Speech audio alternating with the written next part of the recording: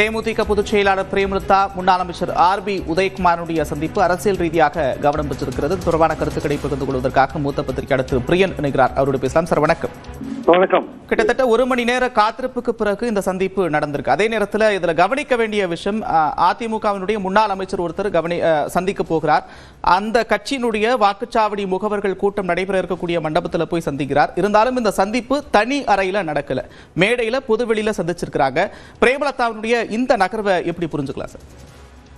இல்ல, அதாவது இரண்டு அரசியல்வாதிகள் சந்திக்கும் போது, அதுவும் குறிப்பா அவர் உதயகுமாரும் எடப்பாடிக்கு அடுத்த நிலையில இருக்காரு, சட்டமன்றத்துல துணைத் தலைவராக இருக்காரு, முக்கியமான அதிமுக பிரமுகரா இருக்கார். ஸோ இவர் பிரேமலதா அவர்கள் போய் சந்திக்கும் போது அதுக்கு ஒரு முக்கியத்துவம் கண்டிப்பா உண்டு அரசியல் ரீதியா.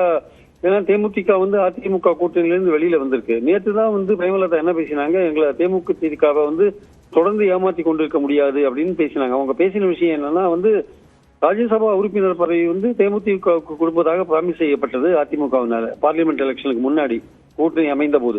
ஆனால் அது பின்னாடி கொடுக்கல. அதனால 2 கட்சிகளுக்கு இடையில ஒரு பெரிய வார்த்தை போர் நடந்ததை நம்ம பார்த்தோம். அதுக்கப்புறம் தேமுதிக அந்த கூட்டணியிலிருந்து வெளில ஜனவரி மாசம் தான் அனௌன்ஸ் பண்ணுவோம்னு சொன்னாங்க. அப்போ நேற்று பேசும்போது தொடர்ந்து ஏமாற்ற முடியாது என்று அவங்க பேசினதும், அதுக்கப்புறம் இன்னைக்கு சந்திப்பது என்பதும் பார்க்கும்பொழுது நிச்சயமாக இது அரசியல் ரீதியான ஒரு சந்திப்பு, ஒரு கூட்டணிக்கான ஒரு விஷயங்கள் கூட பேசப்பட்டிருக்கலாம்.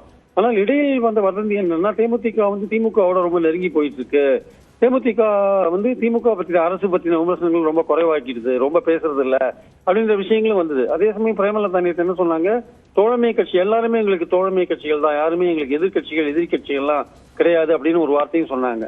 சோ இந்த சூழல்ல அதிமுகவோட பேச்சுவார்த்தை நடத்துவது என்பது ராஜ்யசபா உறுப்பினர் விஷயத்துல நடந்த அந்த சர்ச்சை இருக்குல்ல, அதுக்கு ஒரு முற்றுப்புள்ளி வைக்கப்பட்டதா, மீண்டும் ஏதாவது புதிய பிராமிஸ் ஏதாவது அதிமுக சார்பாக கொடுக்கப்பட்டதா, அந்த அடிப்படையில ஏதாவது மீண்டும் தேமுதிக பேச்சுவார்த்தையை ஆரம்பிக்கிறாங்களா, இது பொது இடத்துல பேசினாங்க அப்படின்னு சொல்ற போது, பின்னாடி சுத்தி ஒரு 10 பேர் இருக்கிற ஒரு இடத்துல பேசினாங்கன்னு சொல்ற போது ரொம்ப சீரியஸான பல விஷயங்கள் பேசாம ஒரு ஆரம்ப கட்டமான சில விஷயங்களை பேசியிருக்கலாமோ கூட்டணிக்கு அடிப்படையான்ற விஷயங்கள் இருக்கு.